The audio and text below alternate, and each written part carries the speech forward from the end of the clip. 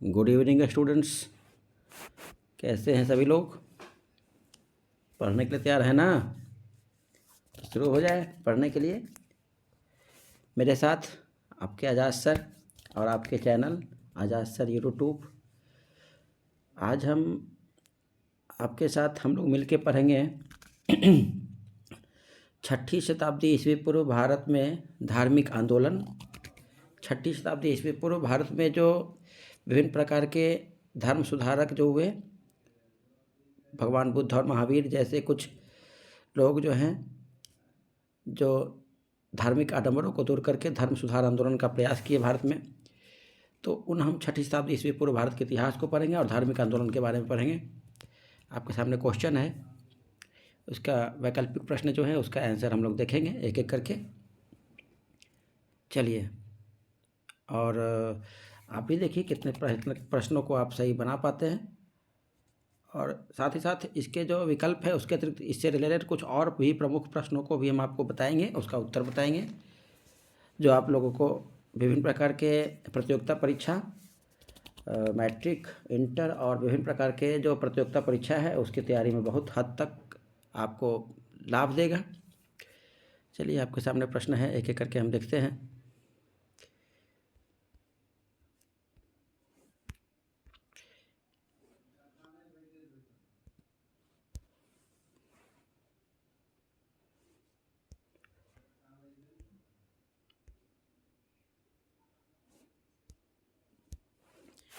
सबसे पहला प्रश्न आप देख रहे हैं कि जैन परंपरा के अनुसार, पहला प्रश्न है यहाँ देखिए, जैन परंपरा के अनुसार जैन धर्म में कुल कितने तीर्थकर हुए?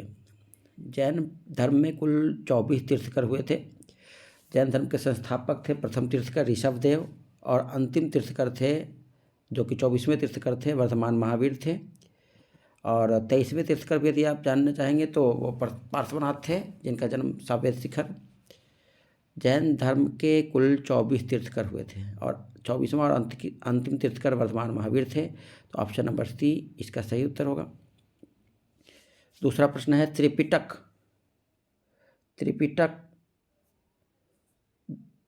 धर्म ग्रंथ है किसका?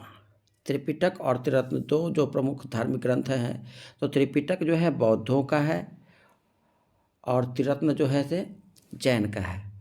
त्रिपिटक बौद्ध धर्म का ग्रंथ है जो कि पाली भाषा में लिखा गया है, और त्रिरत्न जो है जैन धर्म का ग्रंथ है जो प्राकृत भाषा में है, जिसकी उसका एक शाखा है अर्धमागधी, उसमें लिखा गया है। तीसरा प्रश्न है कि बुद्ध ने निम्नलिखित में से किस स्थान पर महापरिनिर्वाण प्राप्त किया था? भगवान बुद्ध को मृत्यु कहाँ हुआ था, और मृत्यु की घटना को महापरिनिर्वाण कहते हैं। भगवान बुद्ध की मृत्यु जो हुआ था कुशीनगर में, जो कि यूपी उत्तर प्रदेश में स्थित है, वहाँ हुआ था। तीसरा प्रश्न है, भगवान बुद्ध को महापरिनिर्वाण यानी मृत्यु कब हुआ था? भगवान बुद्ध की मृत्यु 483 ईस्वी पूर्व उत्तर प्रदेश के कुशीनगर में हुआ था। Option number A. Next question है, चौथा है आपके सामने कि किस शासक ने बौद्ध के लिए विख्यात विक्रमशिला विश्वविद्यालय की स्थापना किया था? विक्रमशिला विश्वविद्यालय की स्थापना पाल वंश के राजा धर्मपाल ने करवाया था 9वीं शताब्दी में। ये किस शासक ने बौद्ध के लिए विख्यात विक्रमशिला विश्वविद्यालय की स्थापना करवाया था? तो ये था धर्मपाल। ऑप्शन नंबर डी में दिया हुआ है, धर्मपाल ऑप्शन नंबर डी पाल वंश के राजा था, और ये 9वीं शताब्दी में विक्रमशिला विश्वविद्यालय की स्थापना करवाया था। भागलपुर में है, भागलपुर में स्थित, बिहार के भागलपुर जिला में, और इसको बख्तियार खिलजी जो थे वो नष्ट करवा दिया था जला करके। तो सही उत्तर डी नंबर। किसके द्वारा तृतीय बौद्ध संगति को संरक्षण प्राप्त किया गया था, यानी किस राजा के शासनकाल में तृतीय बौद्ध संगति का आयोजन किया गया था? तृतीय बौद्ध संगति का आयोजन सम्राट अशोक मौर्य वंश के राजा और सबसे प्रतापी हिंदू राजा सम्राट अशोक के शासनकाल में 251 ईस्वी पूर्व पाटलिपुत्रा में तृतीय बौद्ध संगति का आयोजन किया गया था। तृतीय बौद्ध संगति अशोक के शासनकाल में कब? 251 ईस्वी पूर्व पाटलिपुत्र में करवाया गया था, जिसके की अध्यक्षता मोगलीपुत्र तिष्य ने किया था। एक बार फिर से विभिन्न प्रकार के बौद्ध संगति, जो 4 बौद्ध संगति हुई थी उसको हम आपको बता देते हैं, आप याद कर लीजिएगा। सबसे पहले प्रथम बौद्ध संगति का जो आयोजन किया गया था 483 ईस्वी पूर्व हर्यक वंश के राजा अजातशत्रु के शासनकाल में करवाया गया था। और भगवान बुद्ध की मृत्यु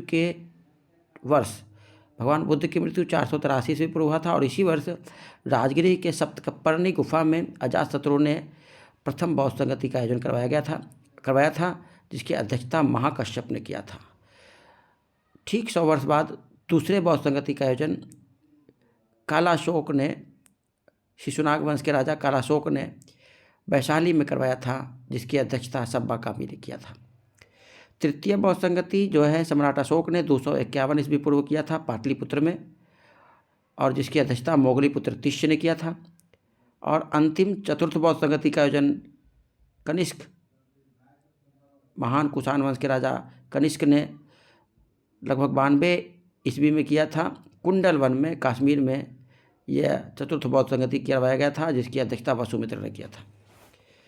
तो इस प्रकार चारों बौद्ध संगति को बताया। प्रश्न है कि तृतीय बौद्ध संगति को संरक्षण किसने दिया था, तो सम्राट अशोक ने, और यह करवाया गया था 251 ईस्वी पूर्व। पाटलिपुत्र जगह का नाम पाटलिपुत्र में हुआ था तृतीय बौद्ध संगति, और जिसकी अध्यक्षता मोगलीपुत्र तिष्य ने किया था। छठा प्रश्न अभी पहले बताए थे कि बौद्ध धर्म पीटकों की रचना किस भाषा में किया गया है। बौद्ध धर्म पीटकों की रचना पाली भाषा में किया गया है, जबकि त्रिरत्न की रचना अर्धमागधी। तो यहाँ त्रिपिटक है, पीटक पाली, त्रिरत्न प्राकृत या मागधी। ठीक है, चलिए आगे हम देखते हैं एक एक करके। अब 7वां प्रश्न पर, अभी आपको प्रश्न में थोड़ा इसके पहले थोड़ा परेशानी हो रहा होगा, अब देखिएगा अच्छी तरह से प्रश्न दिखेगा। 7वां प्रश्न है आपके सामने। 7वां प्रश्न है कि किस शासक के शासनकाल में नेपाल में बौद्ध धर्म का गमन हुआ। सम्राट अशोक ने बौद्ध धर्म का प्रचार प्रसार करने के लिए सबसे ज़्यादा प्रयास किए थे विभिन्न शासकों में, और इसने बौद्ध धर्म का प्रचार प्रसार करने के लिए श्रीलंका और नेपाल में भी अपने गुप्तों को भेजा और धम्म मात्रों की नियुक्ति किया था। श्रीलंका में खुद अपने पुत्र महेंद्र वर्मन और संघमित्रा को भेजा था, पुत्री को। तो किस शासक के शासनकाल में नेपाल में बौद्ध धर्म का गमन हुआ, तो सम्राट अशोक के शासनकाल में। ऑप्शन नंबर बी में है। अगला प्रश्न है सांची क्यों विख्यात है। सांची जो है बौद्ध धर्म का सबसे बड़ा स्तूप है, जिसका निर्माण सम्राट अशोक ने करवाया था। और सांची स्तूप की सबसे पहले खोज, ये सांची का स्तूप मध्य प्रदेश में है, सम्राट अशोक द्वारा निर्माण करवाया गया था। और सांची का स्तूप की खोज सबसे पहले 1818 ईस्वी में ब्रिटिश जनरल आउटरम टेलर ने किया था। ठीक है, सांची का स्तूप सबसे बड़ा बौद्ध स्तूप है, मध्य प्रदेश में स्थित है, और इसकी खोज 1818 ईस्वी में ब्रिटिश जनरल आउटरम टेलर ने किया था। याद कीजिएगा बच्चों, ठीक है। वीडियो को पॉज करके देखिए और याद कीजिएगा। वीडियो अच्छा लगे तो कमेंट भी कीजिए और लाइक कर लीजिए। अभी तक चैनल को सब्सक्राइब नहीं किया तो सब्सक्राइब कर लीजिए, ताकि आगे भी आपको इस तरह के जानकारी प्राप्त होते रहे। महत्वपूर्ण ऑब्जेक्टिव प्रश्नों को और विभिन्न विषयों को हम आपको प्रस्तुत करें। आपके सामने मेरा वीडियो जैसे ही बने आपके पास चला जाए, तो सब्सक्राइब कर लीजिए अभी तक नहीं किए हैं तो। चलिए आगे बढ़ते हैं।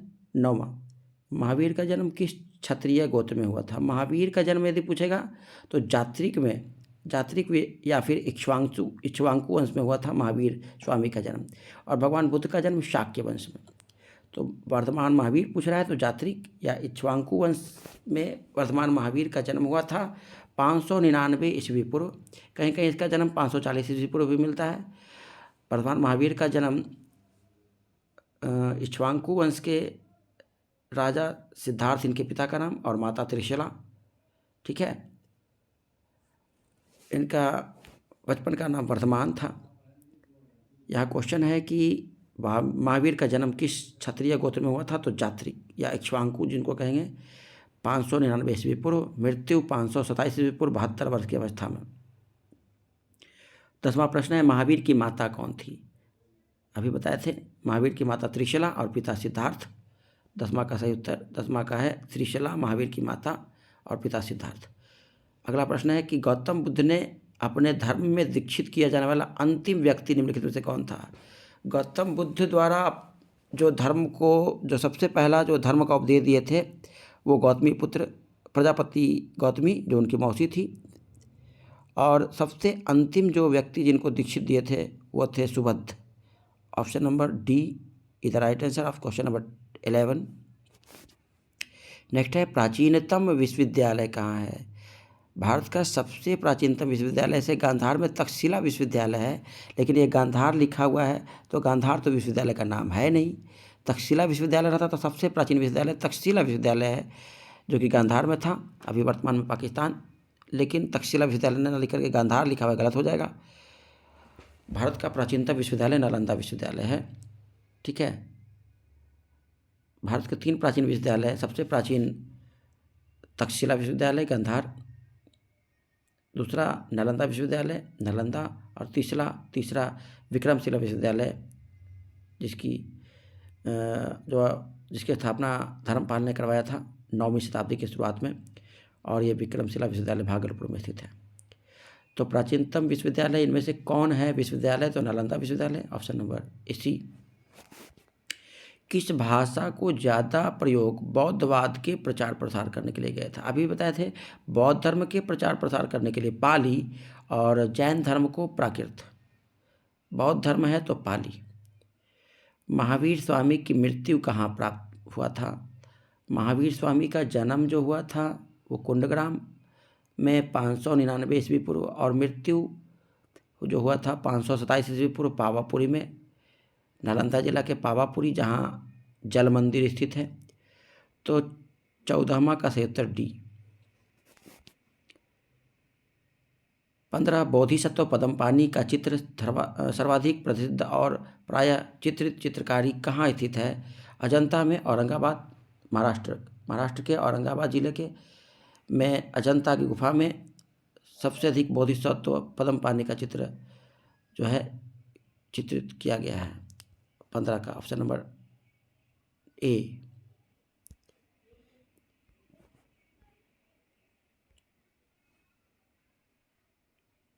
सोलहवां प्रश्न है,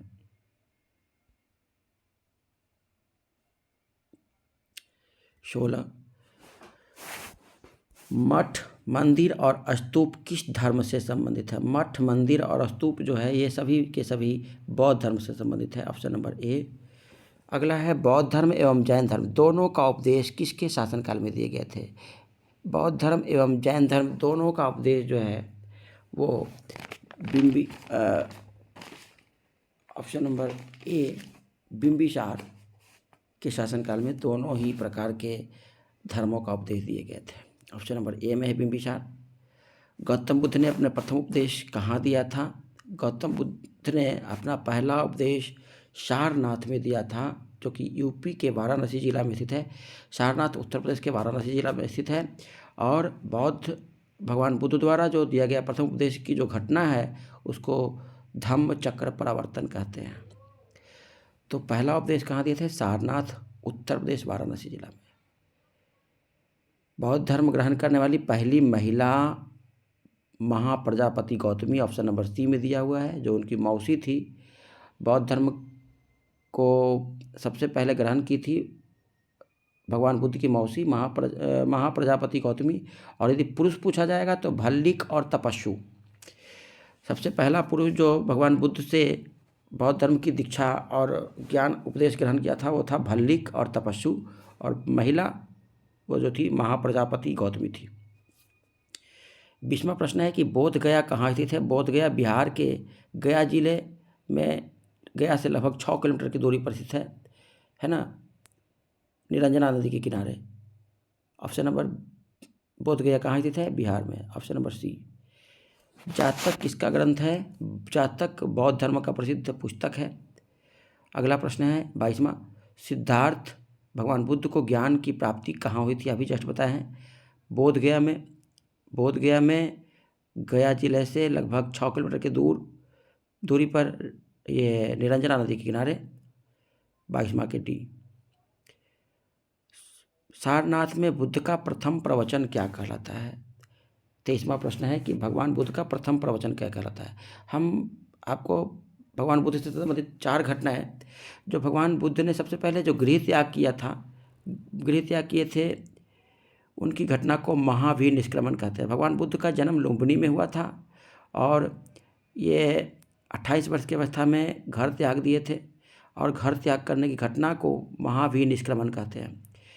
35 वर्ष की अवस्था में इनको बोधगया में ज्ञान की प्राप्ति हुआ था और इस घटना को महामस्तक अभिषेक कहते हैं, महामस्तकाभिषेक। और प्रथम प्रवचन जो दिए थे सारनाथ में, इस घटना को धम्मचक्र प्रवर्तन कहते हैं और इनकी मृत्यु कुशीनगर में हुई थी और इस घटना को महापरिनिर्वाण कहते हैं। क्वेश्चन आपसे है, पूछा जा रहा है कि सारनाथ में बुद्ध का प्रथम प्रवचन जो हुआ था उस घटना को क्या कहते हैं। तो प्रथम प्रवचन धम्मचक्र प्रवर्तन, जो ऑप्शन नंबर डी में दिया हुआ है। चलिए आगे।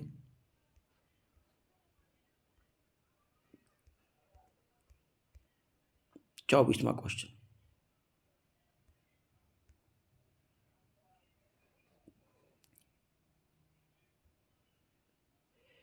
चौबीसवां प्रश्न है कि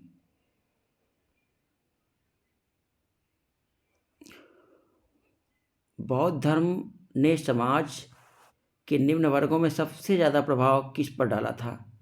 व्यापारी, पुजारी, साहूकार, गुलाम, योद्धा और व्यवसायी। सबसे ज़्यादा प्रभाव जो ऑप्शन नंबर डी में दिया हुआ महिला और शूद्र, ये सबसे ज़्यादा बौद्ध धर्म से प्रभावित हुए थे।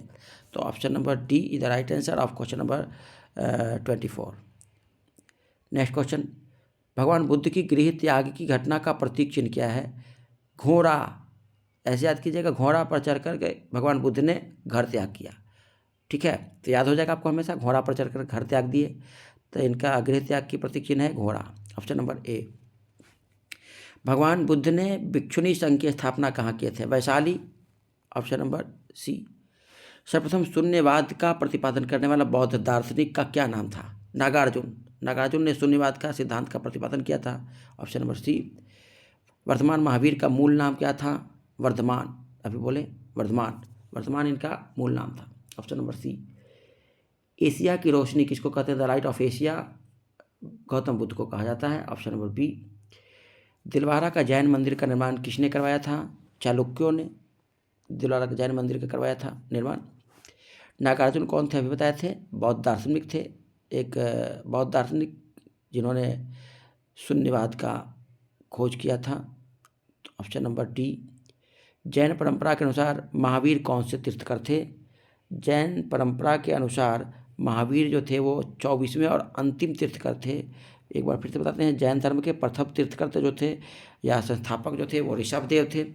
उसके बाद दूसरा तीर्थकर थे अजितनाथ और अंतिम से चलिएगा, अंतिम में से सबसे अंतिम 24वां महावीर स्वामी, उसके पहले 23वां पार्श्वनाथ, उसके पहले 22वां अरिष्टनेमी।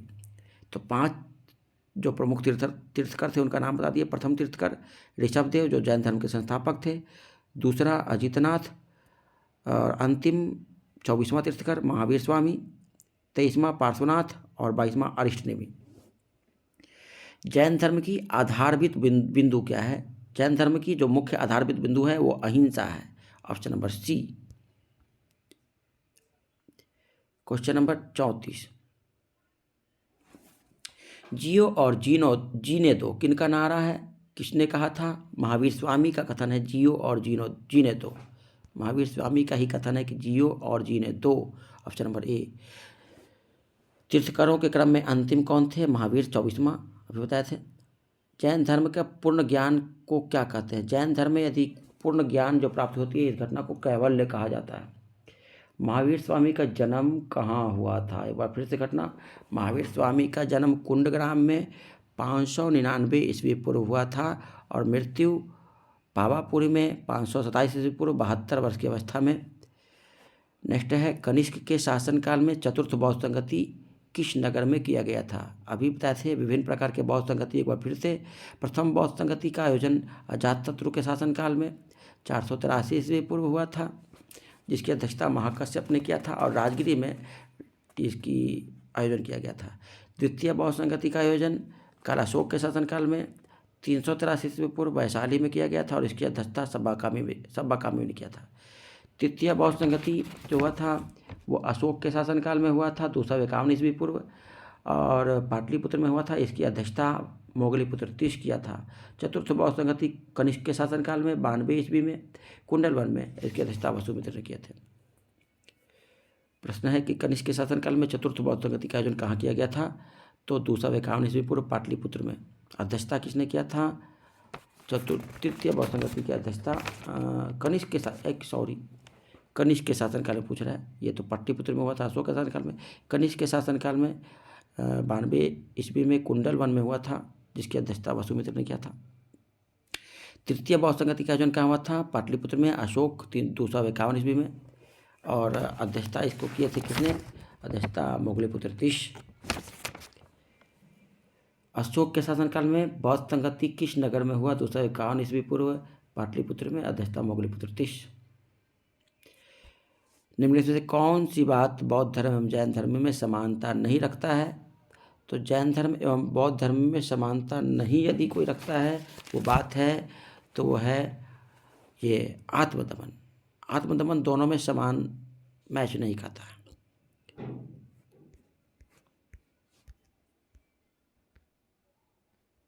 आगे क्वेश्चन नंबर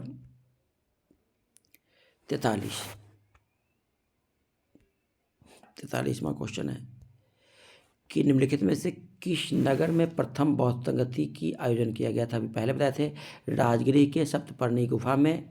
राजगिरी के सप्तपर्णी गुफा में सबसे पहले प्रथम बौद्ध संगति का आयोजन 483 ईस्वी पूर्व किया गया था जिसकी अध्यक्षता महाकश्यप। और अगला प्रश्न है कि भगवान बुद्ध से रिलेटेड भगवान बुद्ध को जन्म कहाँ हुआ था? लुम्बिनी में। इसके बाद ज्ञान की प्राप्ति बोधगया में और प्रथम प्रवचन सारनाथ में और निधन हुआ था कुशीनगर में।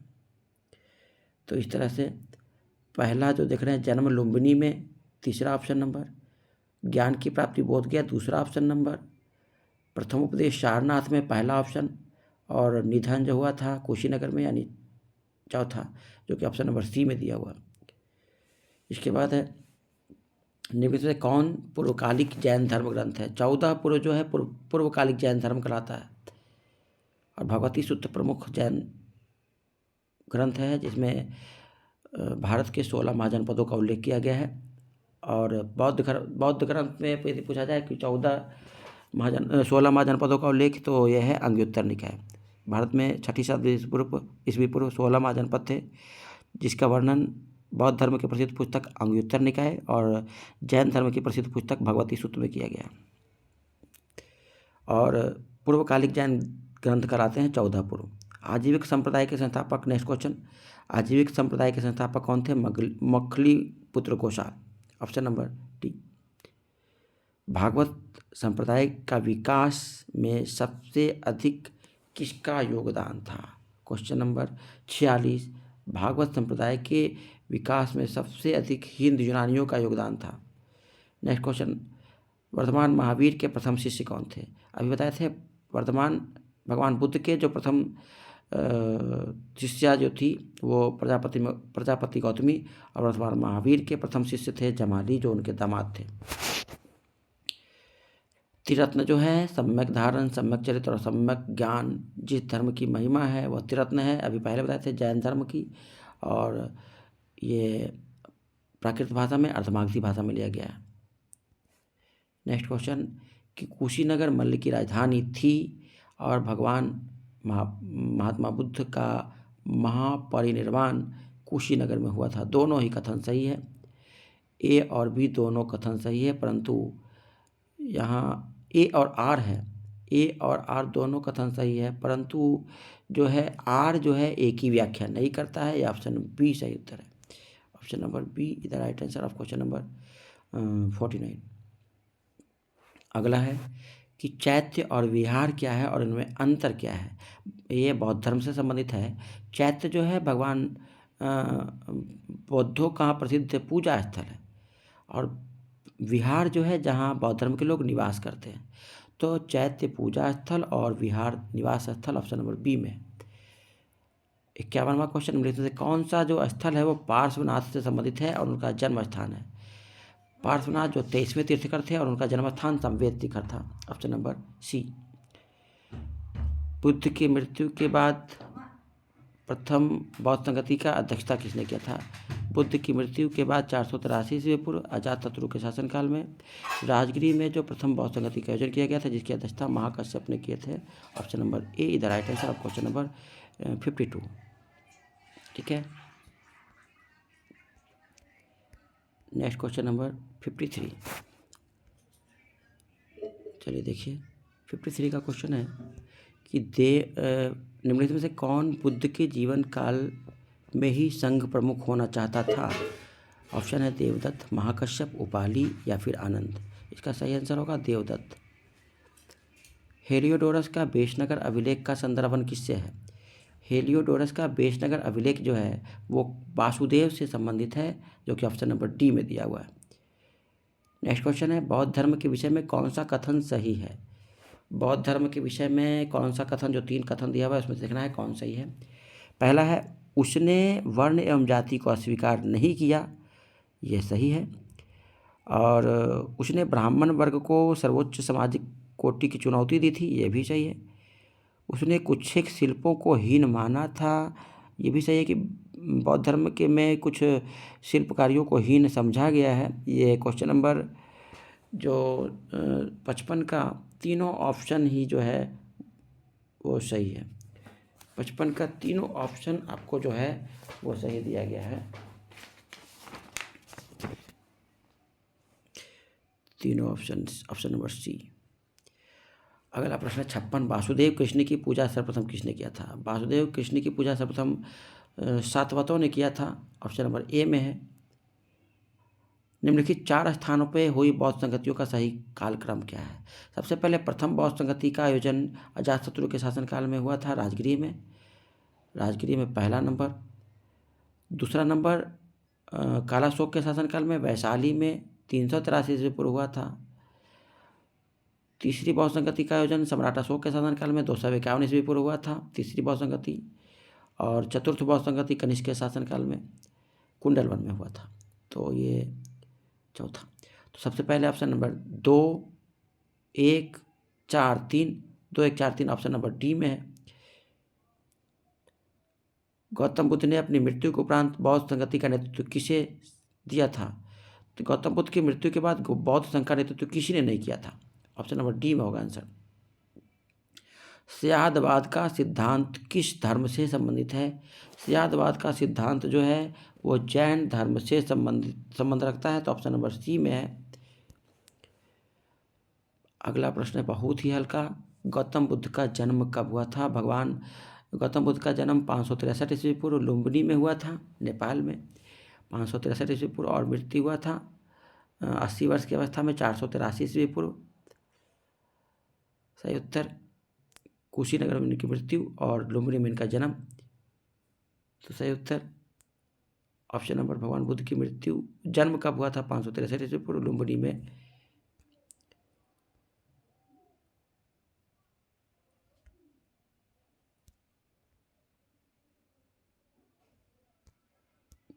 भगवान बुद्ध का जन्म कब हुआ था? लुम्बिनी में 563 ईस्वी पूर्व।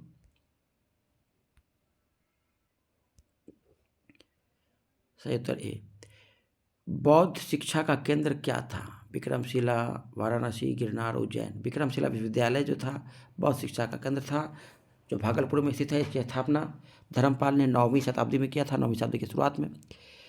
भारत में सबसे बड़ा बौद्ध स्तूप क्या है? सांची, जिसको कि सम्राट अशोक ने बनवाया था, ये मध्य प्रदेश में स्थित है। इसकी स्थापना ईस्वी की खोज 1818 ईस्वी में किया था ऑटम टेलर ने। और निम्नलिखित में से किस ग्रंथ में सर्वप्रथम देवकी के पुत्र श्री कृष्ण का वर्णन किया गया है? भगवान श्री कृष्ण जो कि देवकी के पुत्र थे, इसका वर्णन सबसे पहले छांदोग्य उपनिषद में किया गया है, ऑप्शन नंबर बी। जैन समुदाय में प्रथम विभाजन, जैन धर्म का 2 महासभा करवाया गया था। प्रथम जो महासभा था पाटलिपुत्र में करवाया गया था, और इस महासभा के दौरान ही जैन धर्म 2 भागों पर गया था, श्वेतांबर और दिगंबर, जिसमें श्वेतांबर के जो प्रतिपादक थे स्थूलभद्र और दिगंबर के भद्रबाहु। प्रश्न क्या है कि जैन समुदाय में प्रथम विभाजन श्वेतांबर और दिगंबर जो हुआ था, तो श्वेतांबर के संस्थापक कौन थे? प्रथम बौद्ध संगति के दौरान, प्रथम जैन संगत महासभा के दौरान ये विभक्त हुए थे और इसके संस्थापक थे ये श्वेतांबर के स्थूलभद्र और दिगंबर के भद्रबाहु। भारत का सबसे प्राचीन विहार क्या है? भारत का सबसे प्राचीन विहार यहाँ पर नालंदा विश्वविद्यालय। प्रथम अभी बताए थे, प्रथम जैन महासभा का आयोजन कहाँ हुआ था? प्रथम जैन महासभा का आयोजन पाटलिपुत्र में और दूसरा वल्लभी में। प्रथम जैन महासभा का आयोजन पाटलिपुत्र में हुआ था। इस समय जैन धर्म दो भागों बट गया था, श्वेतांबर और दिगंबर में। द्वितीय जैन महासभा का आयोजन वल्लभी में, अभी बताया था जस्ट। नेक्स्ट क्वेश्चन, जैन साहित्य का संकलन किस भाषा में हुआ है? अभी बताए थे। जैन साहित्य प्राकृत और मागधी और बौद्ध जो है वो है पाली भाषा में। जैन साहित्य का संकलन किस भाषा में किया गया है? प्राकृत एवं अर्धमागधी, और बौद्ध जो है वो पाली भाषा में। इस प्रकार अभी 68 प्रश्न हम लोगों ने देखा जैन धर्म और बौद्ध धर्म से संबंधित 6वीं ईस्वी पूर्व। ये मुख्य दो धर्म जो कि भारत में फैली जो बुराइयों को दूर करने का प्रमुख प्रयास किया था। तो आज इतना ही। इस वीडियो को देखने के लिए एक बार फिर से आपको बहुत बहुत धन्यवाद, और अभी तक यदि सब्सक्राइब नहीं कर लीजिए तो कर लीजिए, और एक बार फिर से वीडियो देखने के लिए धन्यवाद। Good bye.